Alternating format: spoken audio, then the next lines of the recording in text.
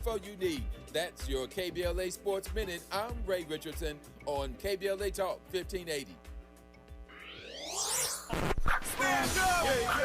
When the story gets twisted, who's going to tell the truth? When they cut the microphones, who's still talking? When history gets rewritten, who remembers what really happened? We do. KBLA Talk 1580. Black media isn't just important right now, it's essential. Because when mainstream outlets move on, we stay. When the headlines ignore our communities, we don't. When decisions are being made that affect Black lives in our schools, our neighborhoods, our economy, KBLA is in the room. This is more than radio. This is a lifeline, a record, a rallying cry. Black stories, Black voices, Black power. The heat is on the air and in the culture.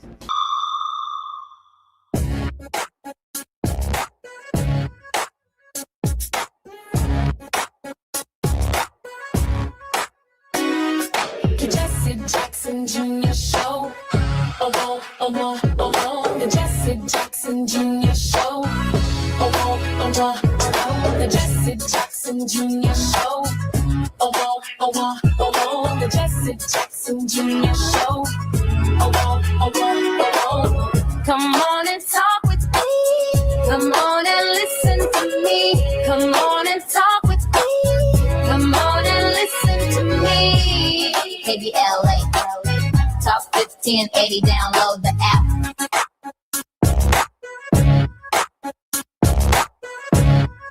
I'm Jesse Jackson Jr. Welcome forward to the Jesse Jackson Jr. Show on Tenacious Tuesday, and we're going to talk about it, lighting it up with Liz King. But before we do that, KBLA Talk 1580 is turning 5, and we're celebrating with you this coming Friday at the Beehive.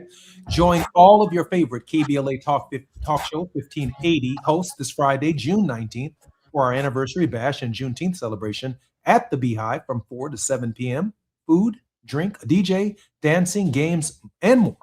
Plus LA Mayor Karen Bass, the one and only Lunel, the Grammy Award-winning artist Kenny Lattimore, and a few other surprises. The Beehive is the place to be this Juneteenth. And our community celebration is free, but you must register at KBLA1580.com. And we're encouraging folks to rideshare. However you arrive, just get there. We look forward to celebrating our 5th anniversary with you this Friday at the Beehive. Tomorrow, I will be arriving in Los Angeles, California for that celebration, and I'm very much looking forward to it. The Jesse Jackson Jr. Show right here on KBLA Talk 1580. It's Moving Mountain. No, it's not. It's Tenacious Tuesday on the Jesse Jackson Jr. Show. And on Tenacious Tuesday, our most tenacious host, Liz King, who recently served as the Education Equity Senior Program Director for the Leadership Conference on Civil and Human Rights, a position she held from 2015 until 2025. In this role, Ms. King led the organization's work to ensure that all students are fully included in welcoming schools from early childhood through post-secondary education that prepare them for college, careers, life, and the full exercise of their social, political, economic, and constitutional rights. Throughout her tenure at the conference, King coordinated coalition's work to advance equal opportunity in education and represented the civil and human rights community's positions and perspectives on education policy and topics in the media, in testimony before the U.S. Department of Education, and during the course of legislative negotiations. Liz, welcome forward to the Jesse Jackson Jr. Show. Thanks, Congressman. Always very good to be here. Liz, I am so grateful that you are here. There's so much going on at the Education Department. Liz, what's happening? Yeah, well, I mean, so much going on. And I think the big through line here is that they're doing everything they can to keep people from getting an education. And the most recent move is a decision that was actually announced not even 2 hours ago, that the Department of Education would be moving its Office for Civil Rights into the Department of Justice and moving the Office of Special Education and Rehabilitative Services, what we call OSERS, moving that into the Department of Health and Human Services. And so it is just the latest move to deny students access to the support services and protections that they're entitled to under the law. And we're just seeing once again the Trump administration's agenda of exclusion and discrimination run amok.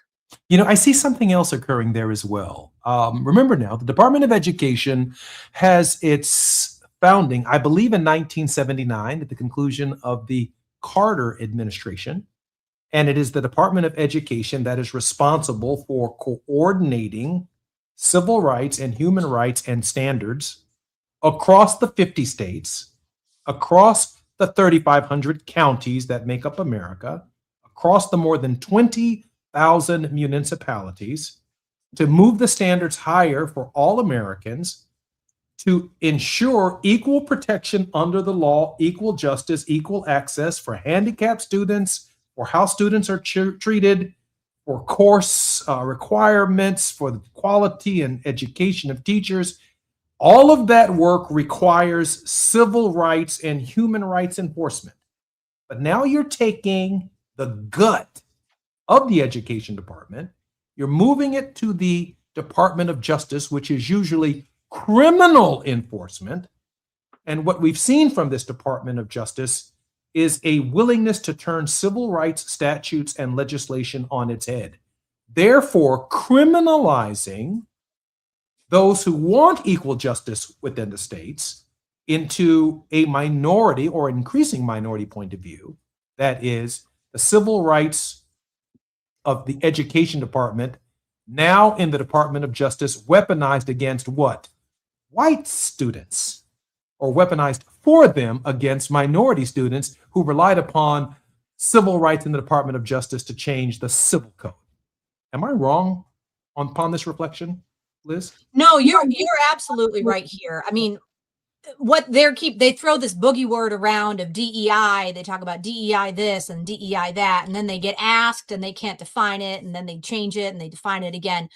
They're just trying to set up an operation where, any time a black man or a white man rather does not get into college, he can call and file a complaint. While meanwhile, you have Black third graders and Latino third graders and fifth graders with disabilities and girls of all racial backgrounds being denied an education. And instead of getting the redress they're owed, they're being told to wait. They're being told that there's no time for them. There's being told there will be no support. And this is just inexcusable. We cannot let this stand. And instead of going to the Department of Education seeking a remedy, we're now asking them to go to the Department of Justice with a lawyer where everything you say can and will be held against you in a court of law for bringing it to their attention, because you can't waste the time of law enforcement officials at the DOJ. Really troubling. I'm Jesse Jackson Jr. It's Tenacious Tuesday on the Jesse Jackson Jr. Show. More with Liz King when we come forward right here on the 5th anniversary of KBLA Talk 1580. It's afternoon drive time with Jesse Jackson Jr. Only on KBLA Talk 1580. Don't be anxious or confused about AI. Take control of your career when you get the skills to tackle real business problems and design specialized solutions. HR Dive reported that entry-level talent with applied AI credentials can receive up to a 25% salary boost. But where do you find training that you can trust? Future-proof your career and deliver more value with Humans Lead the Way AI. Their hybrid learning courses use practical definitions, real-world examples, and strategic insights to help you and your team understand AI with confidence. No magic, no hacks, no shortcuts. Just practical knowledge that helps you use AI more successfully. Don't wait. AI can never replace people who know how to use it well. Register for courses today at humansleadtheway.com. That's humansleadtheway.com. Let's celebrate. Y'all did it! Loving each other, needing each other. Hey, Los Angeles. KBLA Talk 1580 is turning 5, and we're celebrating in a big way. Oh my God! Join us Friday, June 19th, Juneteenth, 4 to 7 p.m. at the Beehive for our 5th anniversary bash and Juneteenth celebration. Oh, celebrate! We're talking surprise celebrity guests, a special presentation, and a major announcement you will not want to miss. I can't wait to hear it. Plus, live music, dancing, games, and enough food and drink to keep the party going. Yeah, that's what I'm talking about. Of course, you're welcome to bring your own picnic basket, blanket, and lawn chair. And the best part, it's completely free. But here's the thing. You've got to sign up in advance. Space is limited, so don't wait. Head to KBLA1580.com right now and lock in your spot. Friday, June 19th, the Beehive, KBLA Talk 1580. 5 years strong, and we're just getting started. Happy anniversary, KBLA! If you have unfiled taxes or are in debt to the IRS, this is important news. Did you know the IRS has programs specifically designed to help people struggling with tax debt? Powerful tax assistance programs that can save you thousands if you qualify. No one knows these programs better than the experts at Optima Tax Relief, America's most trusted tax resolution firm. A-rated by the Better Business Bureau, their award-winning tax attorneys and licensed professionals have resolved over $3 billion of tax debt for their clients. One call to Optima can start the process, helping to put an end to your worries about wage garnishment, asset seizure, and other aggressive IRS actions. Find the best options to solve your tax problems. Call the experts at Optima Tax Relief today for a free consultation. Call 800-919-9077. 800-919-9077. 800-919-9077. Optima Tax Relief. Some restrictions apply. For complete details, please visit OptimaTaxRelief.com. Now back to more of Jesse Jackson Jr. on KBLA Talk 1580. The Jesse Jackson Jr. Show. The Jesse Jackson Jr. Show. The Jesse Jackson Jr. Show. The Jesse Jackson Jr. Show. King Folly drops the beat. Come on and talk with me. Come on and listen to me. Come on and talk with me. Come on and listen to me. KBLA Talk 1580. Download the app. Prior to joining the leadership conference, Ms. King served as a senior policy associate for the education at the Children's Defense Fund, where she focused on school discipline, reform, and school funding equity. Liz, welcome forward to the Jesse Jackson Jr. Show. Thank you so much, Congressman. Always good to be here. Hey, Liz, let me bring the 800-pound gorilla into the room. This coming Friday, we are celebrating, for some who don't understand the history, and commemorating for others Juneteenth. This is the commemoration, I guess that should tell all of our listeners where I am on the question, of when the Texans ignored the Emancipation Proclamation and ignored the 13th Amendment to the Constitution, refused to share with fellow Texans who were approaching their citizenship rights with the 14th Amendment that they were free from slavery, and got a number of years of free labor even after the slaves were freed. I had a conversation at great length, not an argument, because it was a friendly conversation between Sheila Jackson Lee and I, the late Sheila Jackson Lee, as to whether or not the holiday should be nationalized or we should just leave it as Al Green had intended. Then State Representative Al Green fought to make the Juneteenth commemoration a Texas state holiday. But my biggest fear was that the nationalization of a holiday that said, hey, we were duped, we were bamboozled, we were hoodwinked, wasn't necessarily something to celebrate without proper education and an understanding as to why Juneteenth in the first place. That notwithstanding, it does mean, however, with a civil rights department that was formerly housed in the Department of Education, now moved to the Department of Justice, that a plaintiff and their parents in a local school where Juneteenth is now celebrated as a national holiday, it's possible that they could file an action and say that I don't want to talk and I don't want Juneteenth taught in my local school system, and the Department of Justice take up the case with the enormous resources that is the federal government, literally flipping the idea of prosecution right on its head. Liz, the possibility is inevitable. Yeah, I think what we're absolutely going to see, there's the Civil Rights Division within the Department of Justice that has had longstanding obligations to protect people from discrimination since the Civil Rights Act of 1950. But the Civil Rights Division works differently, and it is very much a law enforcement model, and it is designed to look systemically and has done incredibly important work. However, it is not built to receive and remedy an individual complaint of discrimination. So, for example, let's say a seventh grader is going to school and they are being taught some racist nonsense about Juneteenth, and they are being subject to racial harassment, and they or their parent files a complaint of discrimination with the Office for Civil Rights and says, my child has been discriminated against. This culture of harassment, this racially hostile environment is denying my child the chance to learn, denying my child their education. What is supposed to happen is the Department of Education is legally bound to investigate every complaint of discrimination it receives. And so the Office for Civil Rights should then investigate and figure out what happened, who said what effort did the school make to protect this child, to restore when the harm had occurred, to what degree is the school system a part of the problem here? And then there would be what's called a resolution agreement. So the Office for Civil Rights would sit down with the school district, and there would be a plan for what they were going to change to protect, to heal that child and to protect future children. And that's how it was supposed to work.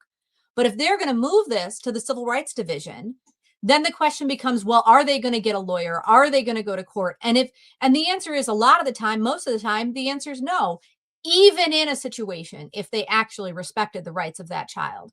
But you're absolutely right, Congressman, because not only is what's happening here a diminishing of civil rights enforcement, a destruction of civil rights enforcement, it is the weaponization of civil rights enforcement. It is taking those laws that were created to protect children and using them to hurt children. And that is just inexcusable. It really is indefensible that this is what's happening in our country right now.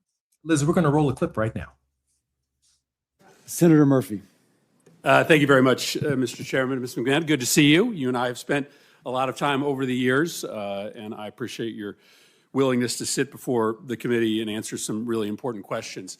I want to talk to you about an executive order that the Trump administration issued that commands agencies, including the Department of Education, to eliminate grants to organizations and entities that support DEI programs and activities. As you know, this has a lot of schools all across the country scrambling because they have no idea what that means.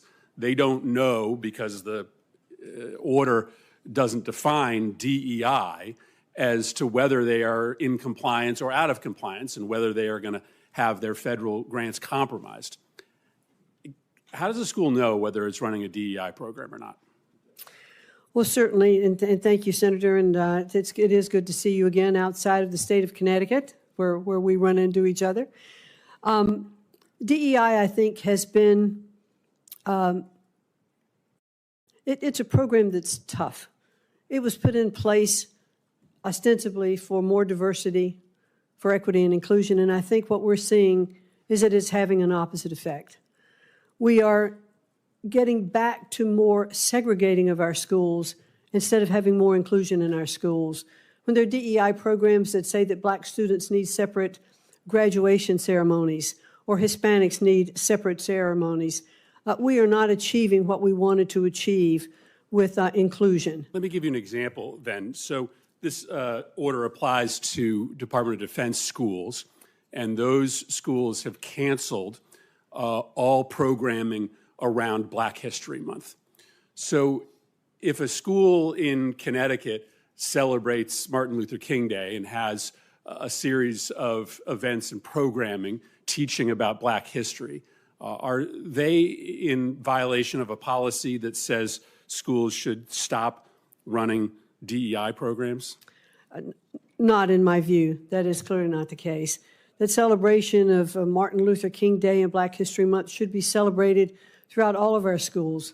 I believe that Martin Luther King was one of the strongest proponents of making sure that we look at all of our populations when he said that He would hope that his children wouldn't be judged by the color of their skin, but the content of their character. And I think that is the fundamental basis that we should celebrate Black History Month. West Point has closed down all ethnic clubs, so the Society of Black Engineers no longer can meet because they believe that to be in compliance with this order, they cannot have groups structured around ethnic or racial affiliations.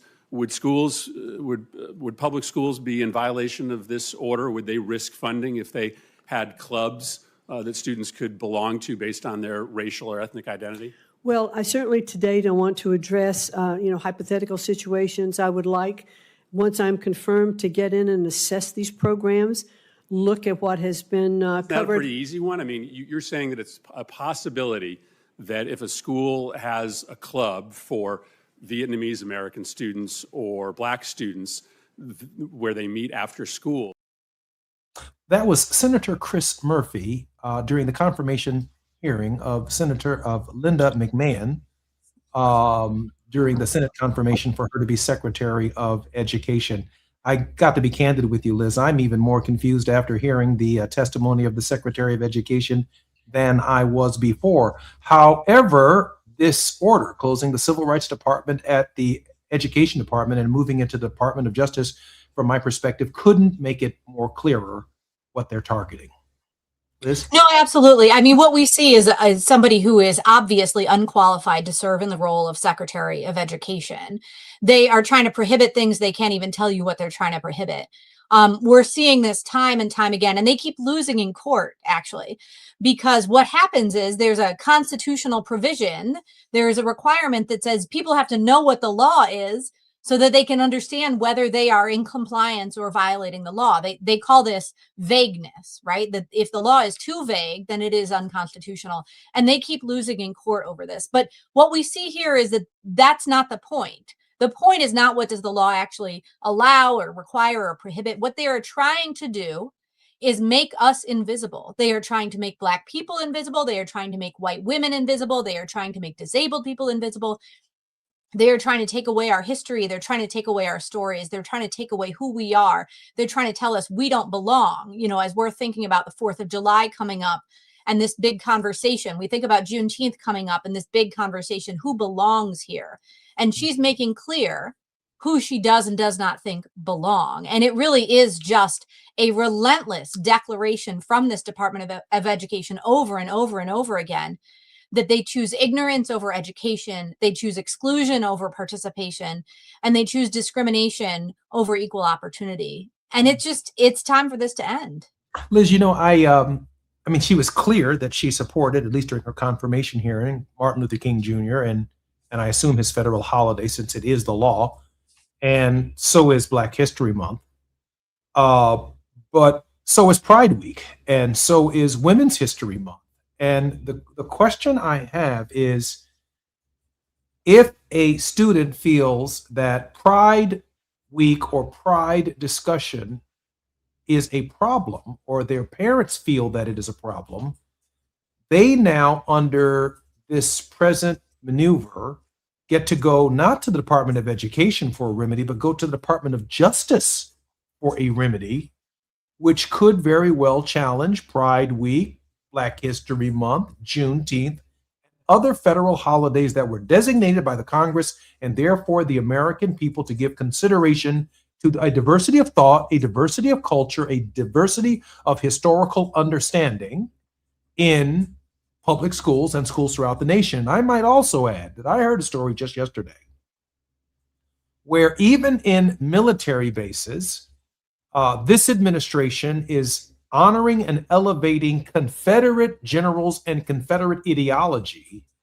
in ways that even the Union itself and Union soldiers and the ideology of building a more perfect Union are in fact being downgraded.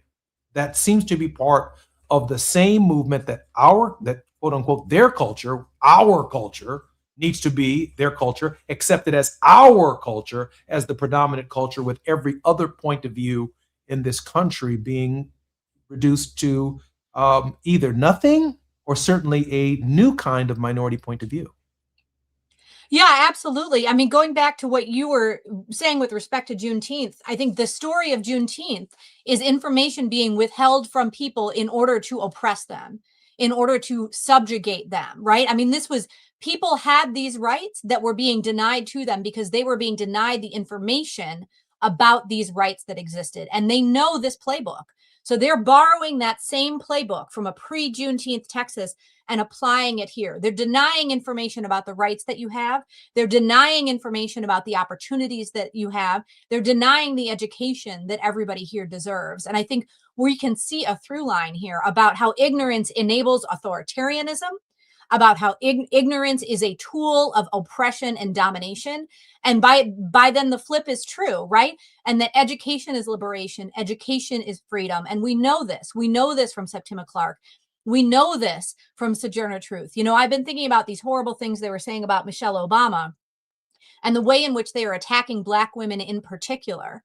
And we know that the way in which Black women have been showing up and demanding an education because they knew that it was an education that led to liberation. And that is why they're trying to destroy the Department of Education, because the path to authoritarianism requires ignorance. It requires taking an education away. We're seeing all this nonsense with respect to student loans. They're trying to make people borrow more money. They're trying to make a college education out of reach because they're trying to take away our education, because when they take away the education, that is the path to taking away freedom and opportunity. And they know that, and that's exactly what they're doing. They're doing this on purpose. It's not an accident. It doesn't get any clearer than that which is presented to us by Liz King, especially if you're on the 405, the 101, the 110, the 118, the 10, or the 5. I'm Jesse Jackson Jr. You're listening to the Jesse Jackson Jr. Show. What was once a localized problem in Texas, has now become a nationalized issue with the Juneteenth holiday. And now that it's national, it allows the right wing to attack it in places where it wasn't a problem before it was a problem. I'm Jesse Jackson Jr. More on KBLA Talk 1580 and Tenacious Tuesday with Liz King when we come forward. It's afternoon drive time with Jesse Jackson Jr. Only on KBLA Talk 1580.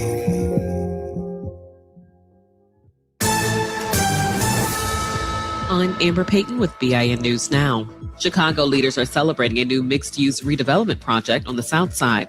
More importantly, it will be a community-centered business hub that is featuring Black-owned retail businesses, restaurants. That's Black Mayor Brandon Johnson, who helped break ground on the re-up at 59th and Racine, a more than $6 million project that will turn a vacant building into the new headquarters for the Resident Association of Greater Inglewood. Jury selection is underway in the federal death penalty trial of Peyton Gendron, the man charged in the 2022 racially motivated mass shooting at a Buffalo, New York supermarket. Gendron is already serving life without parole after pleading guilty to killing 10 Black people at Tops. And Sean Diddy Combs' release date from federal custody has been moved up again. The Bureau of Prisons now lists his release from Federal Correctional Institution Fort Dix as February 23, 2028. Get BIN News Now on demand 24/7 on the iHeartRadio app. Wild Rivers is now open daily with over 25 slides and attractions for thrill seekers and lazy river chillers. Visit wildrivers.com for great values on season passes and daily tickets. That's wildrivers.com. Wild Rivers, where there's sun and fun for everyone. This is the KBLA Sports Minute with Ray Richardson. When Serena Williams announced her comeback 2 weeks ago to play doubles at the HSBC Championships in London, a lot of folks were hoping that she would eventually reunite with her sister Venus. Well, it's going to happen. Venus and Serena have accepted wildcard invitations to play doubles together at this year's Wimbledon. The Compton sisters are teaming up for the first time since the U.S. Open in 2022. Venus is 46, Serena is 44. They won 14 Grand Slam doubles titles together, 6 of them at Wimbledon. Venus and Serena have had a lot of success at the All England Club in London. Serena has 7 singles titles at Wimbledon, Venus 5.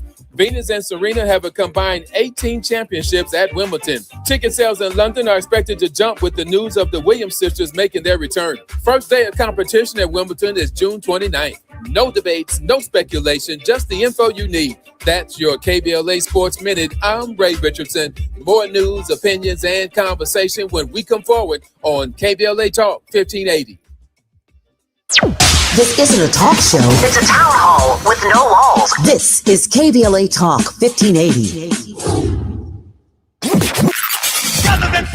In a world full of noise, one station keeps it real. KBLA Talk 1580, where the conversation goes deeper, the voices sound like yours, and the issues that matter most to our community take center stage. Progressive, powerful, unapologetically us. Whether you're driving through the city or tuning in from your home or office, join the public square. KBLA Talk 1580. Your home for talk that enlightens, encourages, and empowers. Listen live on our free KBLA 1580 app, on our website at KBLA1580.com, or on your radio dial at 1580 AM. Unapologetically progressive. All I need is one mic. With a KBLA Talk 1580 editorial, I'm Tavish Smiley. We continue our look at what is happening and what is not happening along the Destination Crenshaw corridor. Last time we talked about the promises made to this community. Today we talk about the reality on the ground, and it is not pretty. Let's start with something as basic as a visit to the vet. Customers of the local veterinary clinic right next door to this studio are forced to park blocks away and carry their sick and injured animals through conditions that no pet owner or sick animal should have to endure. Why? Because the construction has blocked access to the vet's parking lot for years now. The vet is losing clients, the vet is losing revenue, and frankly, who can blame these customers for not coming back? This is but one example of a small Black-owned business being quietly strangled, and nobody at City Hall seems to notice or care. And the conditions along this corridor, they are not just an eyesore, they are a health hazard. Unsanitary conditions and repeated health code violations are doing exactly what you would expect, inviting vermin into our neighborhood, rodents, pests, the kind of infestation that does not stay in one place. It spreads into homes, into restaurants, into our daily lives for years now. Then there is this. The houseless are finding refuge in the construction cubbyholes and unfinished spaces left wide open along this project. These are precious human beings, to be sure, in desperate situations. But this is also a safety and liability crisis that the city created and has yet to address for years now. In our prior editorial, trying to save some space for Grace, we did not call his name. But after a full week of running the editorial hourly, highlighting the myriad delays, business losses, health violations, safety concerns, and more, we have heard absolutely nothing from City Council President Marquise Harris Dawson. Nothing. Not a word. The council member who represents this district has gone silent. You see why we call this project Procrastination Crenshaw? And so I repeat, Crenshaw deserves better. With a KBLA Talk 1580 editorial, I'm Tavish Smiley. As always, we welcome your feedback.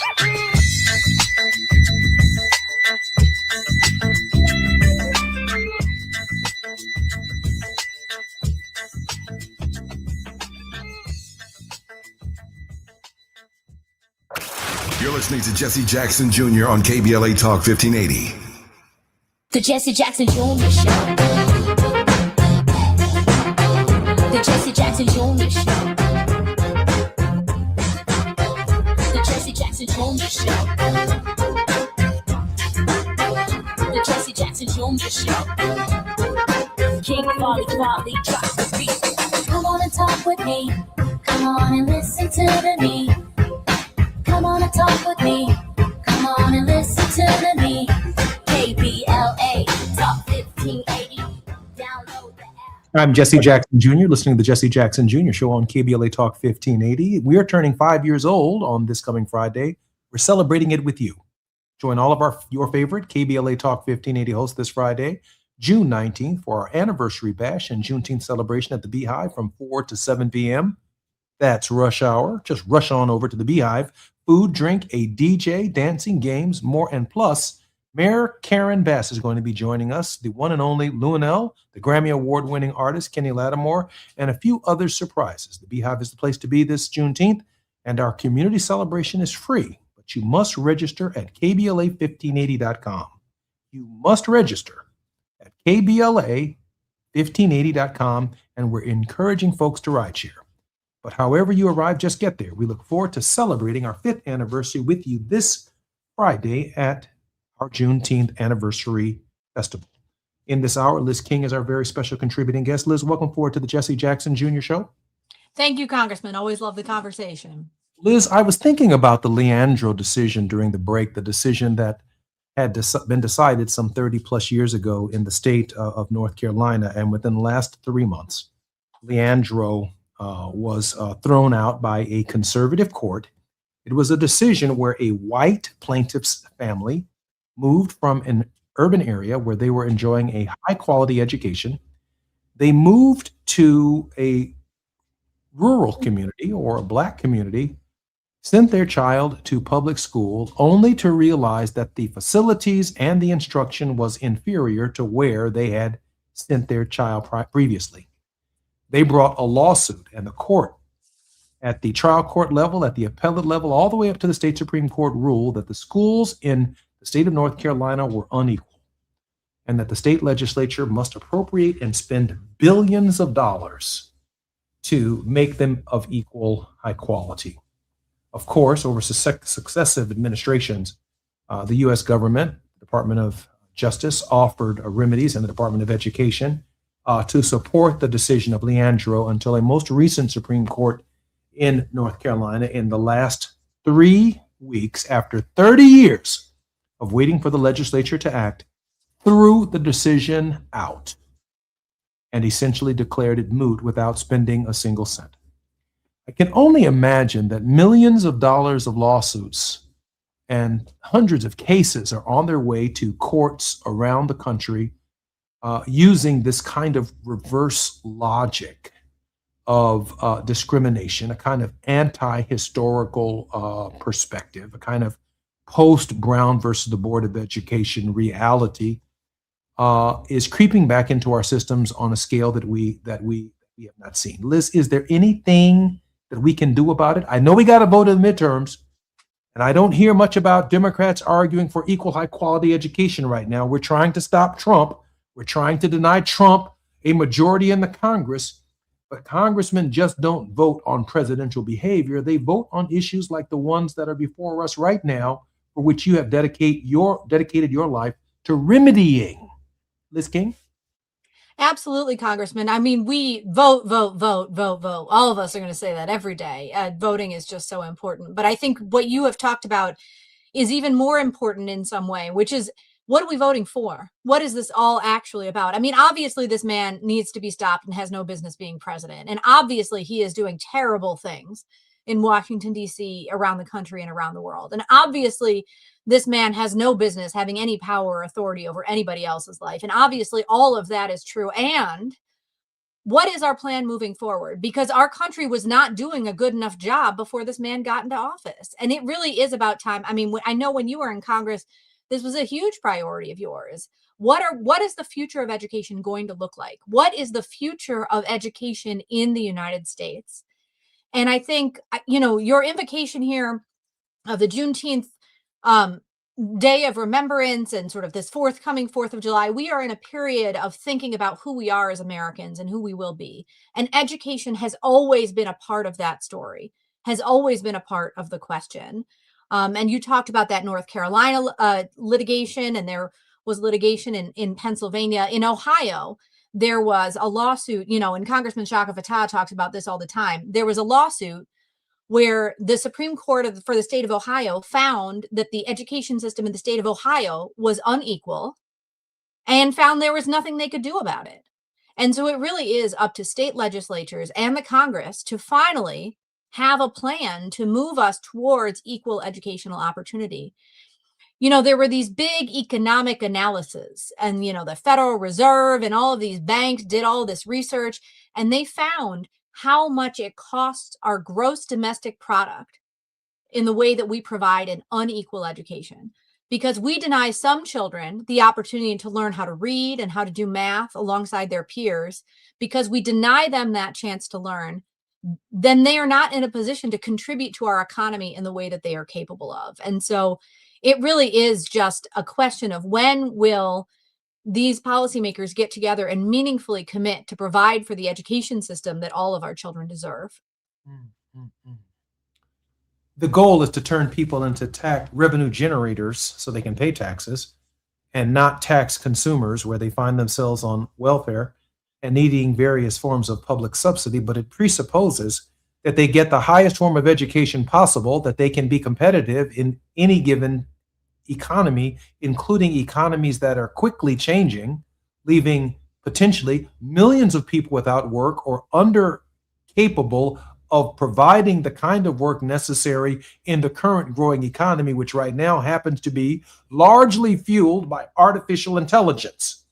So if you're listening to my voice and your child is in a public school or even a private school anywhere in this nation, artificial intelligence and an understanding of it is not being offered as course selection.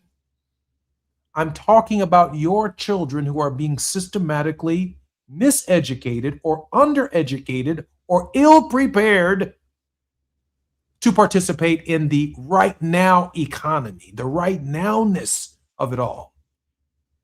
Liz, can you share with us the urgency of the hour?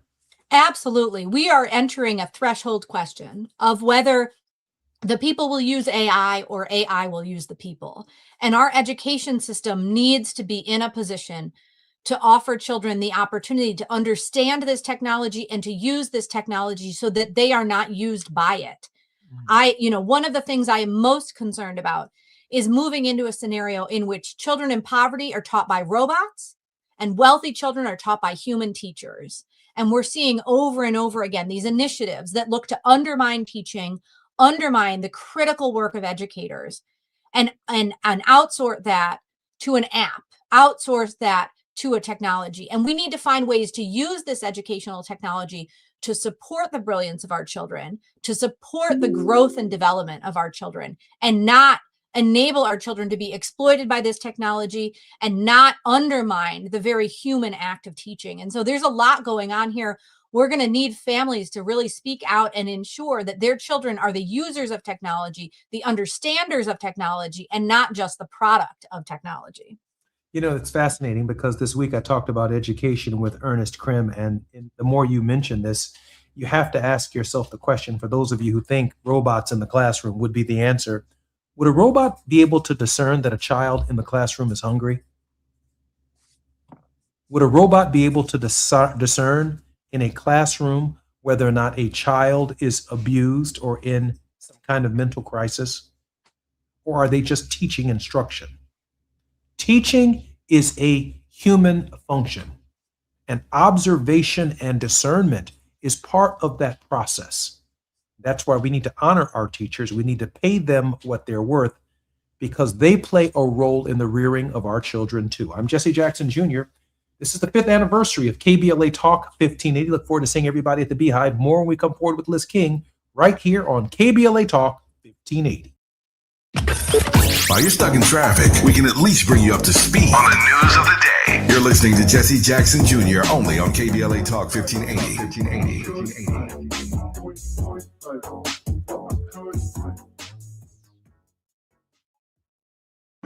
Gas prices got you down. LADWP customers get a rebate of up to $4,000 when you buy a used electric or plug-in hybrid vehicle. Installing an EV charger at your home? Get a rebate for that too, up to $1,500. Visit ladwp.com/EV today and start saving. That's ladwp.com/EV. If you're an African American mom who is pregnant or have a baby under 6 months old, you deserve care that lifts, listens, and lasts. Black Infant Health is for you. It's a free program with individual support, group sessions, and resources to start your mothering journey. BIH makes space for moms and their families to create community. Learn more about the programs in Los Angeles County. Check us out at blackinfanthealth.org.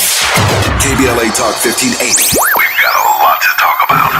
KBLA Talk 1580, connecting you with services and solutions. Created with a share of the 1984 Olympic Games surplus, LA 84 began operations in 1985 as a grant-making and educational foundation. Today, the LA 84 Foundation supports hundreds of nonprofit youth sports organizations throughout Southern California annually, trains coaches, commissions research, convenes conferences, and maintains the world's premier Olympic and sports library collection. They are transforming lives and communities through the power of youth sports. To find out about youth sports programs for yourself or your child, and to get information about the grants and support they offer to schools and nonprofits, or if you want to make a donation, please visit la84.org. That's la84.org. Or you can call them at 323-730-4600.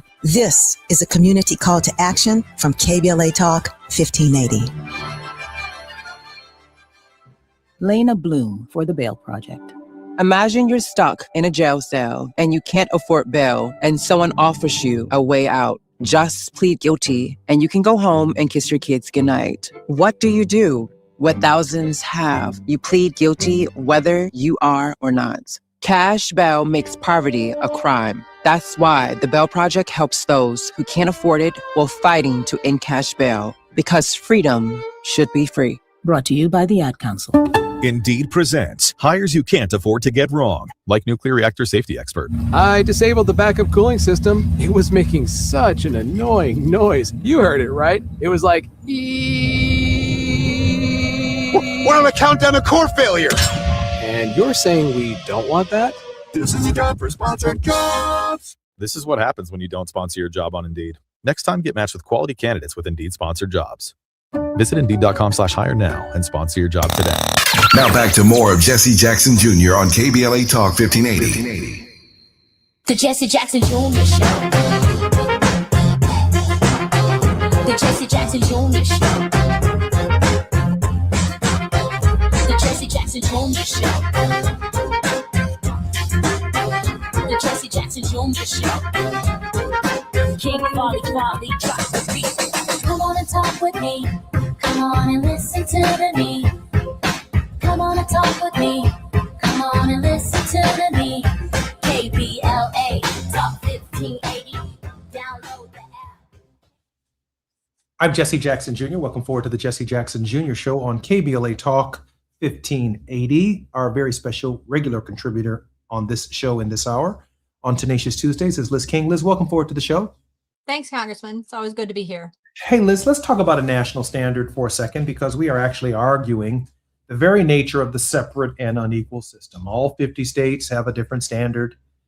Blue states will have some standards, and Republicans and red states will have a different standard. And I'm not going to argue about which one of the states is going to have the highest standard. And we should all move to that state when we have children that are young and formative, chasing education. And hopefully we'll get jobs in those states where that's possible.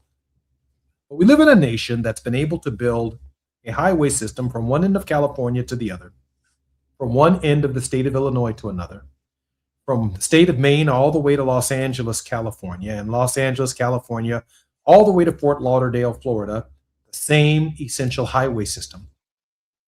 But when it comes to an education of equal high quality, in the more than 90,000, I believe it is at my last count, schools in the nation, we have not been able to determine or make the most sense out of the idea that no class size should be larger than 15 students.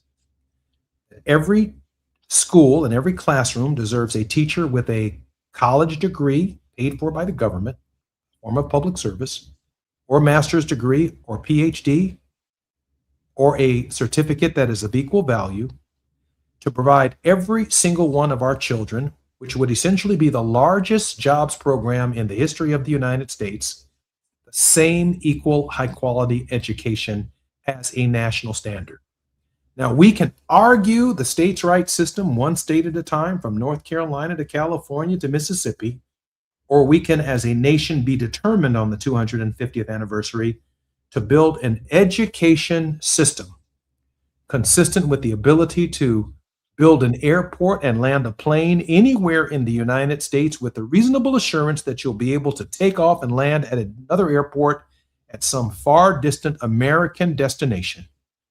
It seems to me that we should be articulating the highest possible standard that if I live in a trailer park community, a ghetto, a barrio, a middle-class community, or I live in Beverly Hills, California, or in a high-rise in Manhattan, New York, education ought to be of equal high quality. I ought to have the constitutional right to ask for it, to demand it for my child at the local level, at whatever level of education they're in, because what we're ultimately talking about is the rest of their natural, productive lives.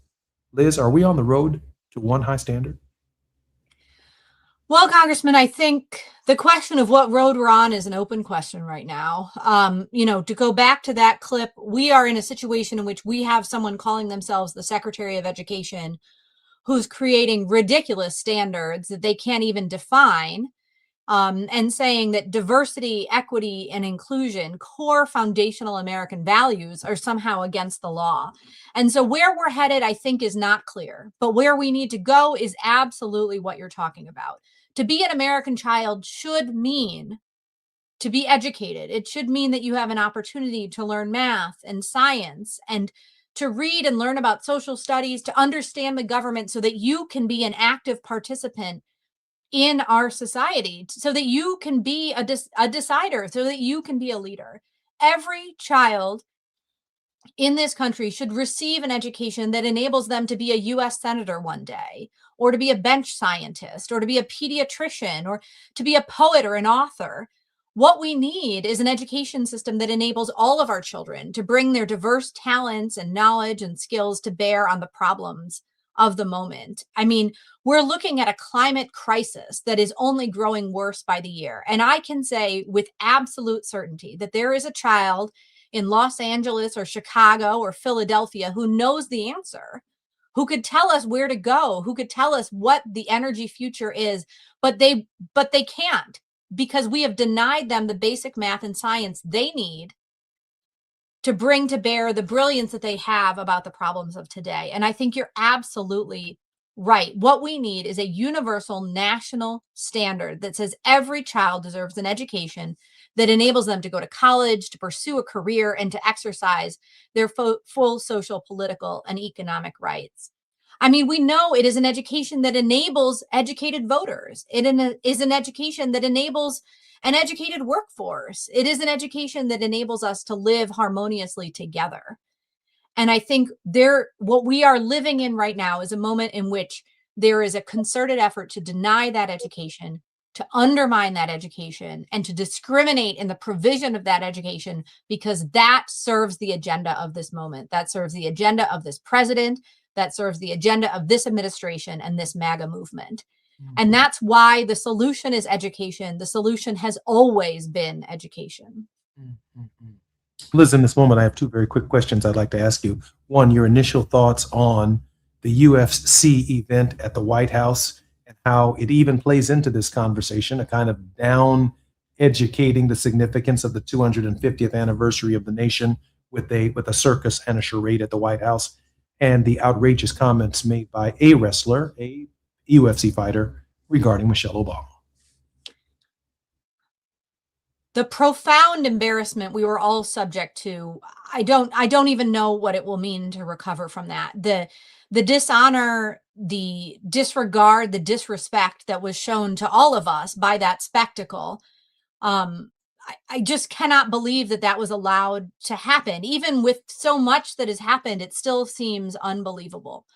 But then to be in a situation to hear the disrespect of a national leader like Michelle Obama, and I think it's important to note the specific way in which that disrespect showed up. And it is about this representation of masculinity and this representation of whiteness. This is a choice. There are ways to be a white person in the world that does not require you to be racist. There are ways to be a man in the world that does not require you to hurt and to dominate and to be sexist. And I think it is just, we are owed an apology. As the American public, we are owed an apology by that inexcusable disrespect of that performance, and specifically those comments, those remarks that were made. And it is a reminder that there are people in power right now who have no respect or concern for any of the rest of us, have no respect or concern for the best of our country, for the traditions of our country that have served us well, that have no respect or concern for any of us. And it is It is indefensible. It is indefensible. Liz, I am grateful for your contribution to the Jesse Jackson Jr. Show and the sobering thoughts that you share with us. We simply can't make it without you every week or every other week in this capacity. Liz, just a few minutes left, or maybe a minute and a half left. Your word of hope. Some days it is really hard to have hope, but I think what we can remember is the power and persistence of those who have pursued an education despite all of the obstacles. I had the chance to do career day at my daughter's school, and we talked about Ruby Bridges, the grown-up.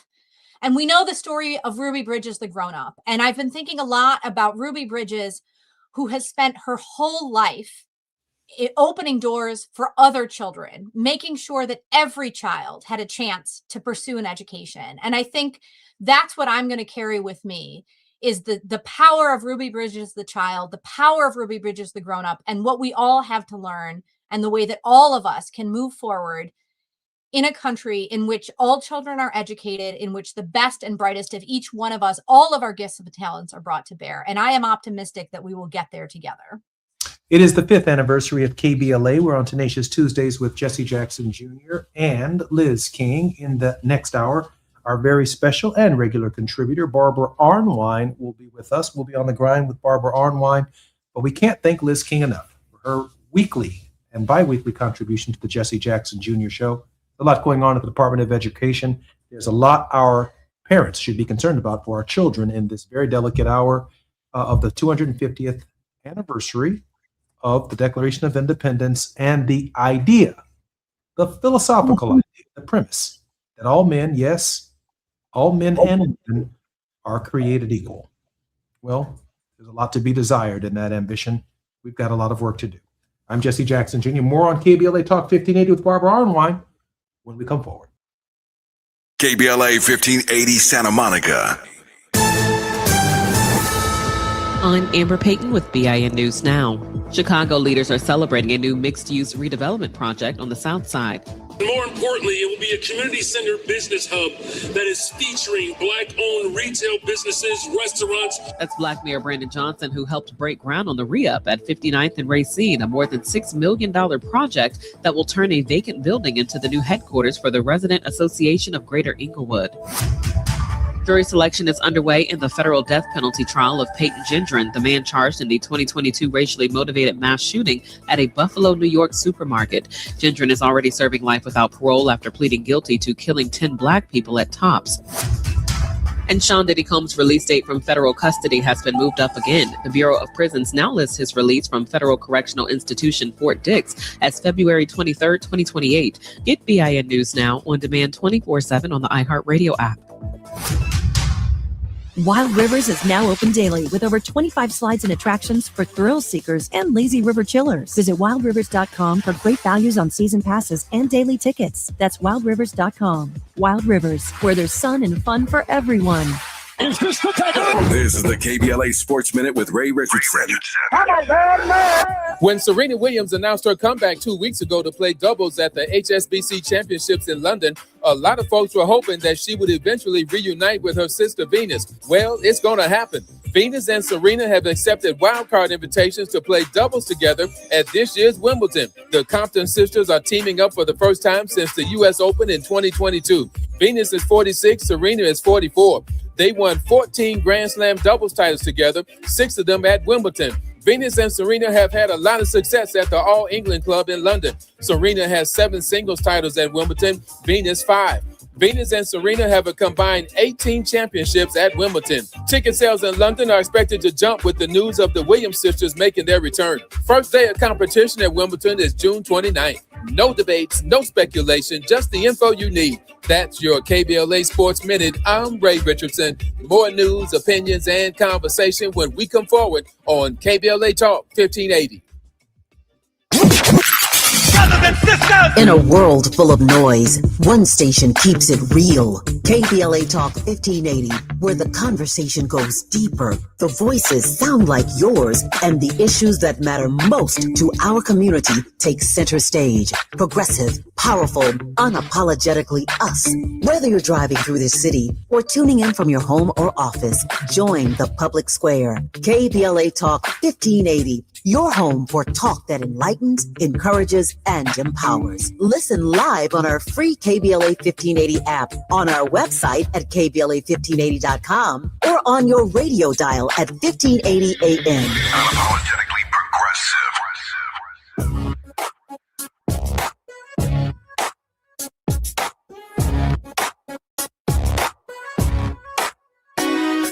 The Jesse Jackson Jr. Show. Oh, oh, oh, oh, oh. The Jesse Jackson Jr. Show. Oh, oh, oh, oh. The Jesse Jackson Jr. Show. Oh, oh, oh, oh. The Jesse Jackson Jr. Show. Oh, oh, oh, oh. Come on and talk with me. Come on and listen to me.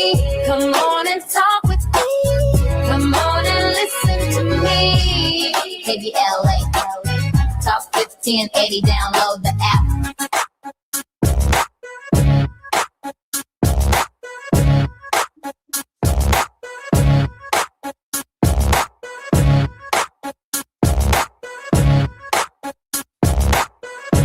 I'm Jesse Jackson Jr. Welcome forward to the Jesse Jackson Jr. Show. It's Tenacious Tuesday, and we are on the grind with Barbara Arnwine, arriving tomorrow in Los Angeles, California.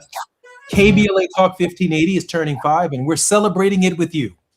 Join all of your favorite KBLA Talk show hosts, 1580, our host this Friday, June 19th, for our anniversary bash and Juneteenth celebration at the Beehive from 4 to 7 p.m.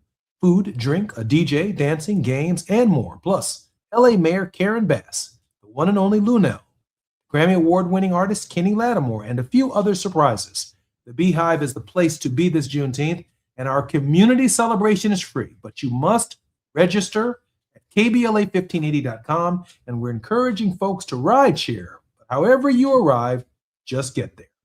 We look forward to celebrating our 5th anniversary with you this Friday at the Beehive.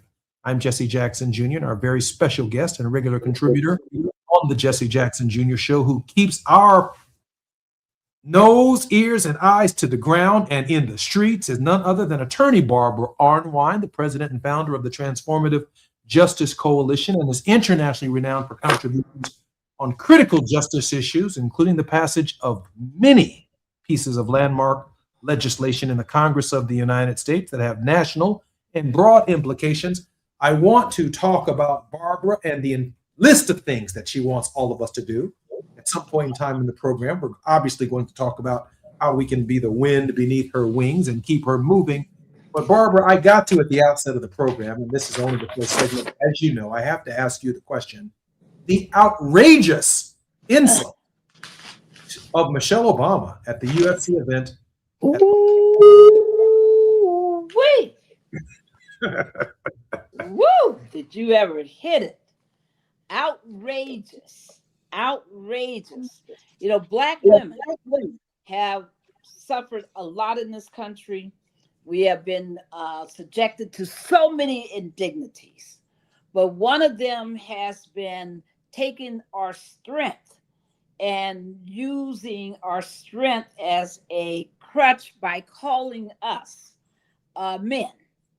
And it's just so ridiculous. I mean, think about it. 60% of all black women who were enslaved were raped. They knew the difference between a man and a woman, okay? And they knew what they were doing when they raped black women. They raped black women mainly because of their own sexual depravity, but they also raped black women to create more wealth through whatever child that she might have. It was totally depraved, the whole system of slavery. But out of that came this mythology that in order to justify putting black women out there in the same field doing the same hard work as men, there became this mythology that black women were also like men. I mean, totally contradictory, but there's never been anything about slavery that was not contradictory, that did not, that did not follow some kind of linear, progression of logic. But there has been that. And that was one of their justifications when people would see women out, working and carrying burdens and breaking their backs and all this instead, and not feeding their children, not being able to do other stuff that a mom should be doing because you got her out in the field. They came up with this whole mentality that she's actually a man. So there's all this bizarreness.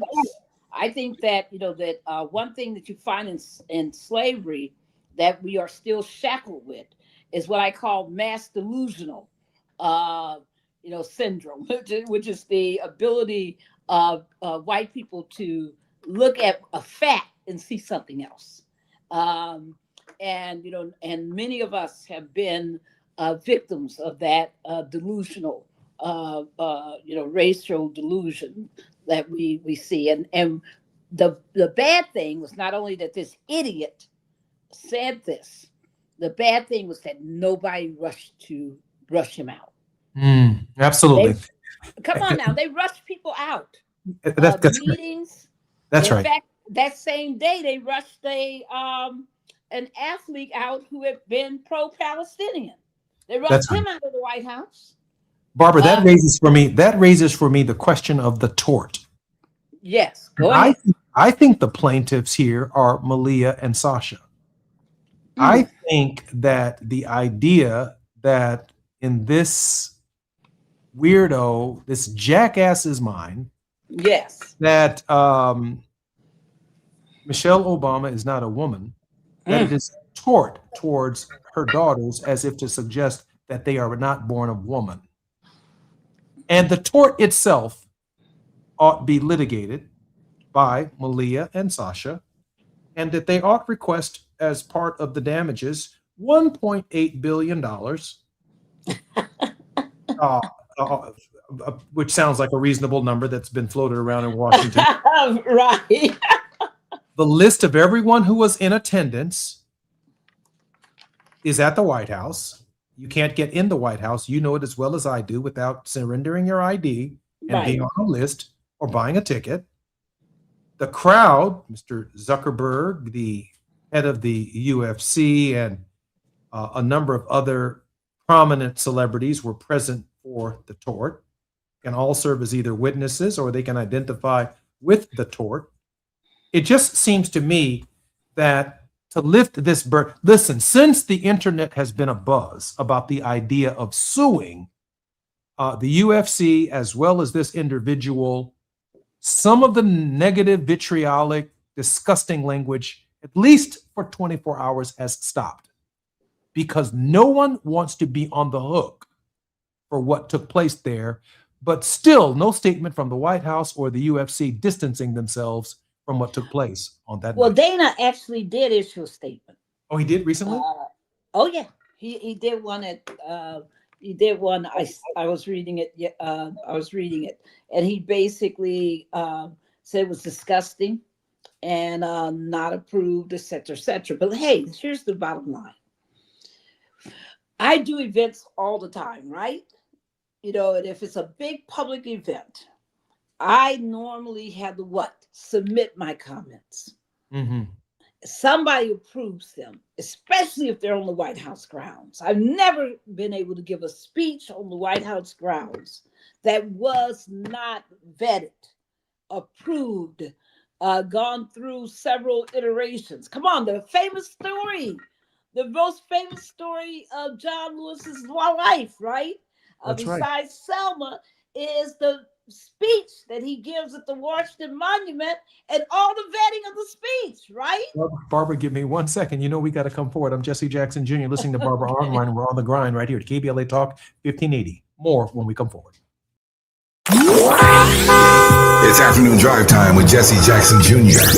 Only on KBLA Talk 1580. Don't be anxious or confused about AI. Take control of your career when you get the skills to tackle real business problems and design specialized solutions. HR Dive reported that entry-level talent with applied AI credentials can receive up to a 25% salary boost. But where do you find training that you can trust? Future-proof your career and deliver more value with Humans Lead the Way AI.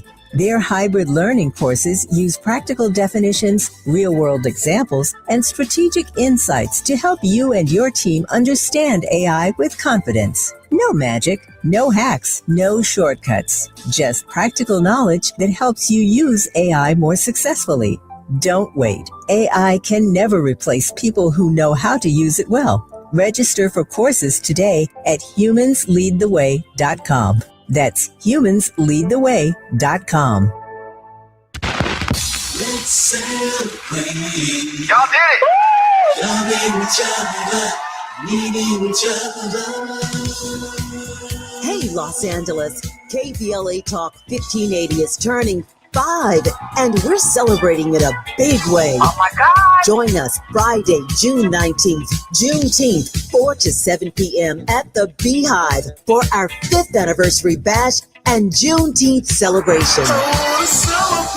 We're talking surprise celebrity guests, a special presentation, and a major announcement you will not want to miss. I can't wait to hear it. Plus, live music, dancing, games, and enough food and drink to keep the party going. Yeah, that's what I'm talking about. Of course, you're welcome to bring your own picnic basket, blanket, and lawn chair. And the best part, it's completely free.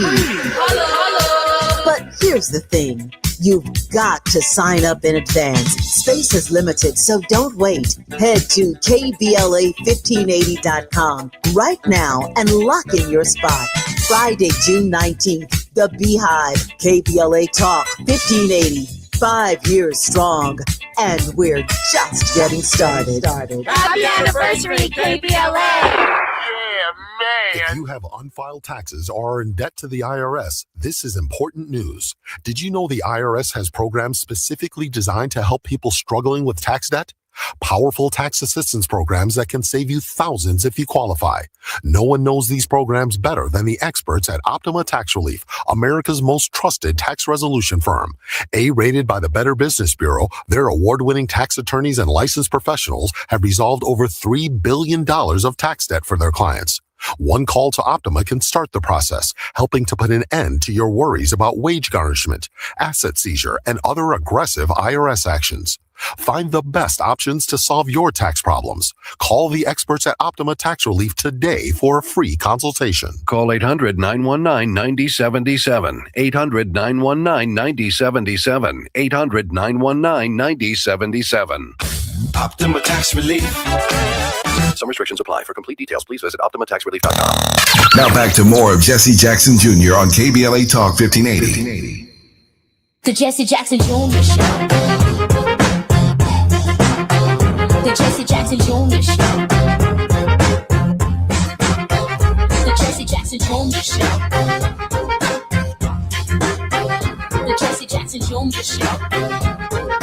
King Volley, drop the beat. Come on and talk with me. Come on and listen to me. Come on and talk with me. Come on and listen to me. KBLA Talk 1580. Download the app. I'm Jesse Jackson Jr. Welcome forward to the Jesse Jackson Jr. Show on KBLA Talk 1580. Currently, Barbara Arnwine serves as co-chair and facilitator of the National Commission for Voter Justice, the Millennial Voters Matters convenings, and the Voting Rights Alliance. She was the head of the Lawyers Committee for Civil Rights Under Law from February 1989 until June 2015. Barbara, welcome forward to the Jesse Jackson Jr. Show. It's good to be here. Barbara, you may have a thought that you wanted to complete from the last segment, and after you do, please share with us where we should be going, what's going on out here in the country, what's going on in the streets, and what should we turn our attention to. Barbara Arnold. Yes, thank you so much. Everyone, I was talking about the whole story of John Lewis at 20, I think he's 23 at the time, and he is the youngest speaker for the March on Washington, 1963. It's been held at the Lincoln Memorial. The White House has kind of approved this event, and the whole battle is, what is John Lewis going to say? John Lewis, everybody must turn in their remarks. As I mentioned, if I go to a White House event at the White House, and I'm going to speak, they thoroughly vet every word I'm going to say. And in this, in particular instance for John Lewis, they didn't like his speech. They said it was too radical. Wow. And there was this big battle about what to do, because he was like insistent that he wasn't going to change it. And he finally yields very, very reluctantly. And he changes a couple of words in the speech. But I just want to point out to people that normally when you speak at the White House, if they give you a platform, it's script, totally script. Every word is script. And every action is script. How you move, where you sit, everything is script. So for them to have had this wild man get up there and make such racist, outrageous comments is absolutely contrary to their normal protocol. It just shows you how absolutely incompetent and dangerous this White House is. The other thing is, don't forget, people, this is not without context. Why did he feel so free to do this? Some people say because he's just a racist, right? But remember what happened months ago, not too many months ago.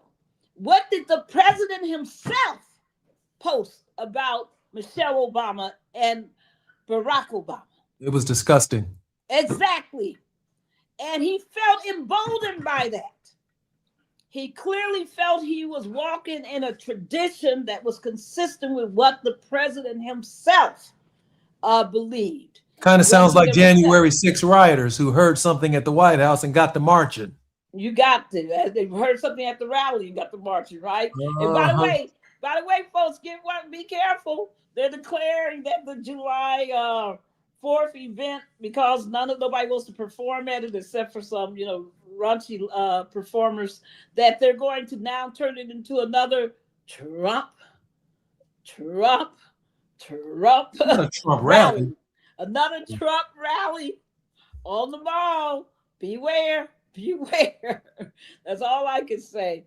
So I just want to point out that your point about the fact that they know that there are procedures to use to stop these kind of unwarranted, random, dangerous remarks, and that they didn't do it, that's their fault. And that's the nature of a tortoise. I want to remind people that take the proper precautions. The only unprepared remarks at the March on Washington in 1963 was when Mahalia Jackson shouted at Dr. King, "Tell him about the dream, Doc." Exactly.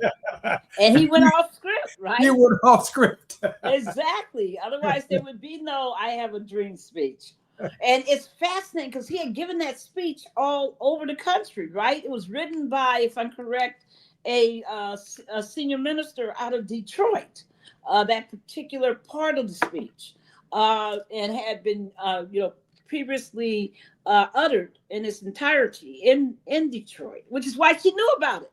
That's right. That's how the hell you knew about it, because she heard it. And that amazing guy who wrote the speech, I'm just trying to remember if he's alive or not, because somebody was telling me about him recently. And I had not have the. I think Clarence Jones had some say in it. He recently died. He was a lawyer. That might be him. He had a piece of it. I think Jack Odell, Hunter Pitts Odell, had a piece. There you go. There you go. As well, and he is of course expired. Barbara, there's so much going on in the world. We're closing in on July 4th, the 250th anniversary.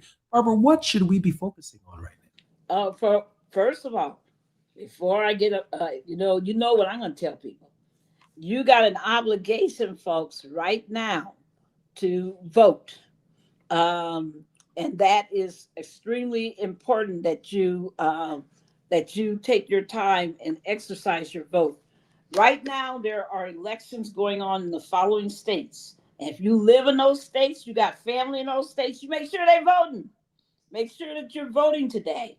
Alabama, you have elections.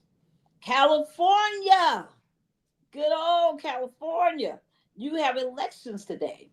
Oklahoma, you have elections today. Georgia, you got primaries and runoff elections going on right now in Georgia today. Washington, D.C., you have elections. Maryland, you are early voting through the 18th of this month. It is time, folks. Get that vote on. Come on, show up and show out at these polls. Don't let me be reading these numbers like 6.5% voter turnout. Come on, let's do this. It's time for you to show up, especially in this moment. So that's one thing I wanted to remind people of, is just to exercise their own personal power. Don't let it go to waste, people.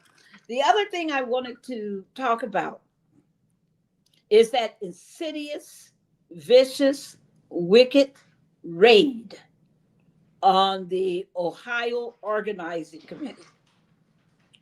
That's a third-party voter registration group that has offices in 3 cities in good old Ohio.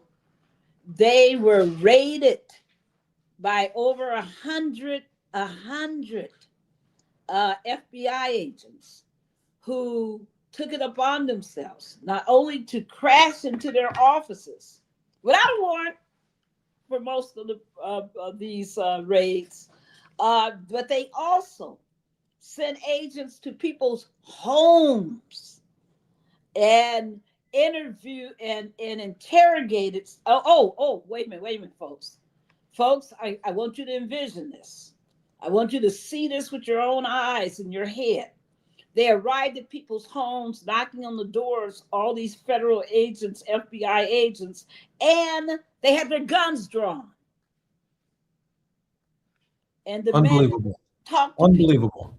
Demanded to talk to people. Didn't show warrant the first. And did this at people's homes because they either had worked for the company before or worked with the company as a volunteer, or had some affiliation, and they interrogated these people, children, even underage teenagers, interrogated them. Barbara, what were they after? Voter fraud. Barbara, what are they after? Voter fraud. Voter fraud. Who ever heard of such a mess? Voter fraud. And this people is after the SPLC attack, persecution. This is a warning to all of us. Who have we heard about this from before? Somebody scratching their head and said, Barbara, that sounds awful darn familiar. Isn't there a movie about this? Aren't there stories about this? Didn't Coretta Scott King send a special letter to the Senate Judiciary Committee about this? Yes, because when Jeff Sessions was up to become Attorney General, people talked about the horrific raids that he had conducted on people's homes, accusing Black voter registrants who were out there registering people to vote because they had been prohibited from voting until the 1965 Voting Rights Act, that he sent his own version of the State Bureau of Investigations after these people. And it was, a story of this kind of voter intimidation. So here we are from the late, 70s? Here we are again in the 21st century, seeing the same evil, wicked tactics of accusations against voters. Remember the last time we saw this really publicly? Remember Miss Ruby, everybody? Miss Ruby, who Rudy Giuliani had the nerve to tell the world was engaging in voter fraud, she and her daughter. It turned out it was a lie, and he ended up what? Having to pay them all of his possessions, baseball cards, watches, apartment furniture. He lied on them. And he terrorized them, terrorized their lives. Folks, this is happening right now. If you have a moment, write down the following. I'm going to give you a second. Get ready to write down however you record information. Go to handsoffohio.org. Hands Off Ohio. And we want you to go there. And we want you to become aware of how to protect the people who are being indicted, investigated, and persecuted by this FBI. Listen, folks, let me be very clear. If you don't like, if you got an issue with third-party voter registration, if you don't like it, guess what? There's an alternative. And it's very effective. I think the state of Illinois has it. It's called automatic voter registration, AVR. And that's done by the state itself. So you don't have these poor groups having to step in the breach for where states are failing to register people to vote, having to supplement it by their own outreach. Instead, the state automatically registers every adult, and people can opt out if they don't want to be registered. Folks, this is a call to conscience. What's being done is unconscionable. And right now, you won't pass AVR because you don't want people to be registered to vote. Then you're going to attack the very groups that do the work. No way. No way. Barbara, I do have to ask this question, and it's a bit tongue-in-cheek. Recently, it was revealed that Senator Tuberville lived and voted in Florida, but ran for office in Alabama. Are you aware of any FBI raids on his homes, facilities, or what could be an apparent probable cause for the basis of voter fraud that is voting in two different locations? I know Donald Trump has been looking very carefully for someone who